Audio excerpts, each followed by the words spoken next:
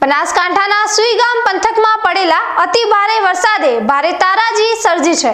વરસાદનો વિરામ થયાના 7 દિવસ વીતી ગયા હોવા છતાં હજુ પણ ચારે તરફ પાણી જ પાણી જોવા મળી રહ્યું છે। સુઈગામ પંથકના આકાશી દ્રશ્યો આ પરિસ્થિતિની ભયાનકતા સ્પષ્ટ દર્શાવે છે। પૂરના પાણી ઓસર્યા ન હોવાથી વાવ સુઈગામ હાઈવે આજે 7મા દિવસે પણ બંધ છે, જેને કારણે વાહન વ્યવહાર ઠપ થઈ ગયો છે। આ ઉપરાંત સ્થાનિક ગામોના માર્ગો પણ બંધ હોવાથી લોકો સંપર્ક વિહોણા બન્યા છે અને તેમની મુશ્કેલીઓ વધી રહી છે। ઘણા ઘરોમાં હજુ પાણી પણ ભરાયેલા છે, જેને કારણે ઘર વખરીને ભારે નુકસાન થયું છે અને લોકોએ ખુલ્લામાં રહેવા મજબૂર બન્યા છે। પીવાના પાણી, ખોરાક અને અન્ય જીવન જરૂરિયાતની ચીજવસ્તુઓ મેળવવામાં પણ લોકોને મુશ્કેલી પડી રહી છે।